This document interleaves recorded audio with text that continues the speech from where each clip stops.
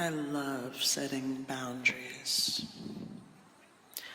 Not that I create an isolated tower for myself, but like the ones that make people freeze in their tracks, the ones that are coming to you or towards you for things that you don't necessarily want to do.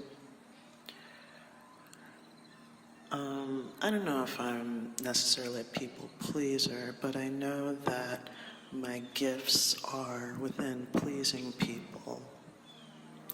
Being, the word gets overused a bit, an empath, empathetic, understanding, seeing what people need almost before they notice the need themselves or ask. A sort of underlying current that can scan somebody's auric field and be able to attend to them, that sort of thing.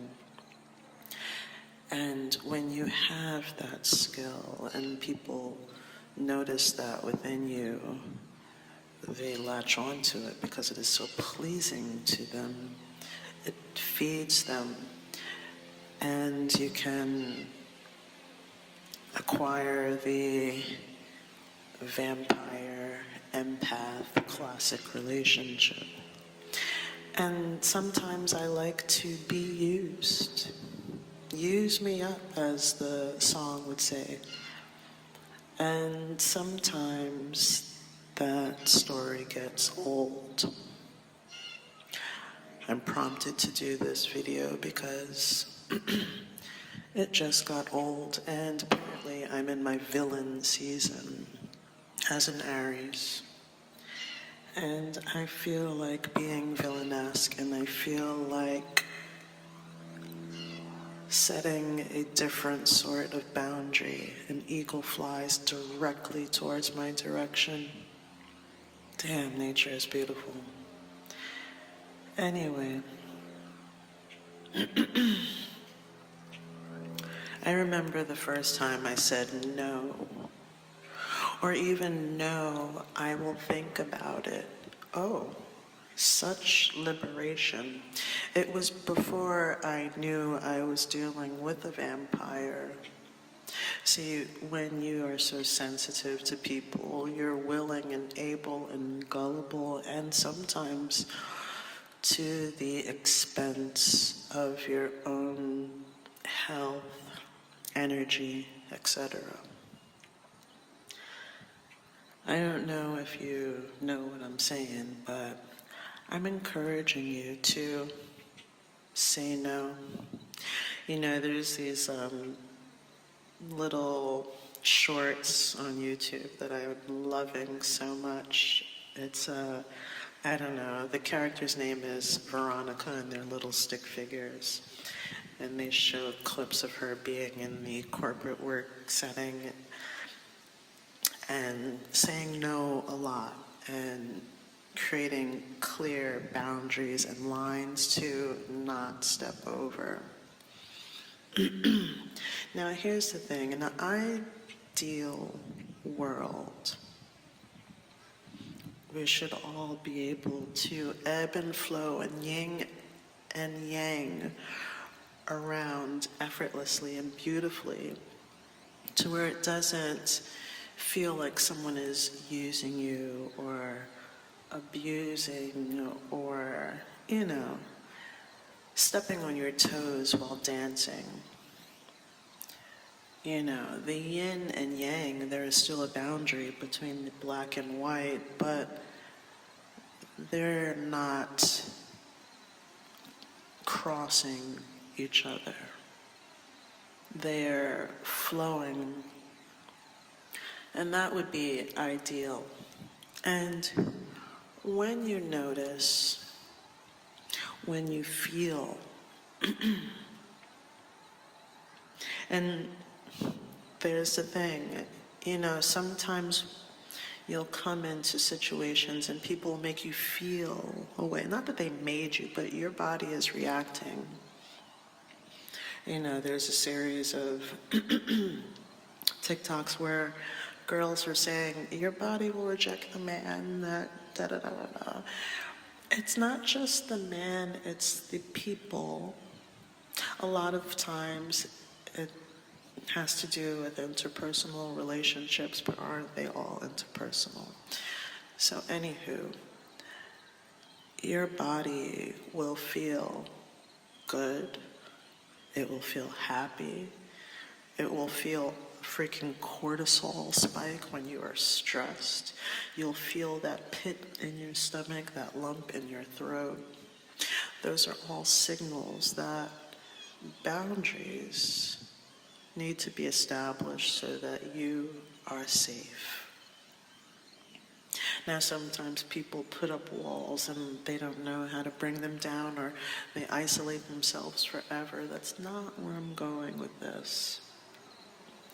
Where I'm going is, if you're feeling away, it's okay to state that enough is enough. Try again. Try differently. Come again. Not working in this particular way. See, a boundary was laid. I left a room for them to alter their behavior. And it's up to them to yes or no, whatever works for their internal guidance system as well. And with that, it was okay for me to be at peace with whatever their decision was. See, previously, I wanted whatever version was given to me. I was in a different headspace, and that's okay as well. Sometimes we're into a little S&M mentally, energetically. But when you're not into it anymore, you're not into it. And there's that. But there's a rush that comes with saying no. Like the character is mentioning, Veronica, her boss said, hey Veronica, can you stay a little later or answer your phone after work? And she was like, sure, if you pay me after work. That sort of vibration. So there has to be like an equal exchange of energy for everybody to feel okay. She would have answered the phone after work if her job was paying her, sure, why not? But when they're like, no, we're not gonna pay you, but pick up your phone, see, there's the thing. And variations of that happen all the time. And it's okay to give of yourself freely as an empath. It's okay. It's okay to give yourself to somebody in need. And you can go and recharge yourself and ground yourself and do all the things that help your energy system to replenish. But when it starts becoming habitual, when it starts becoming first time, shame on you, second time, shame on me, all that sort of having to question the validity and the authenticity of others.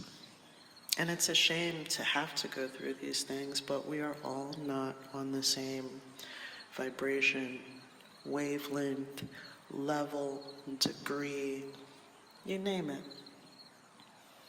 It's okay to say no.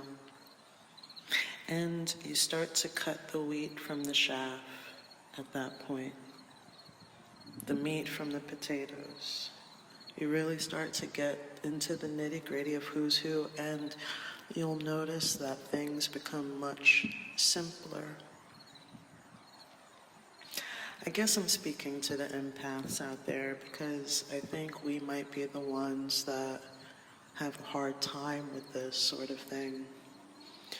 So I hope this helped, and that's all I got this morning. All right, adios.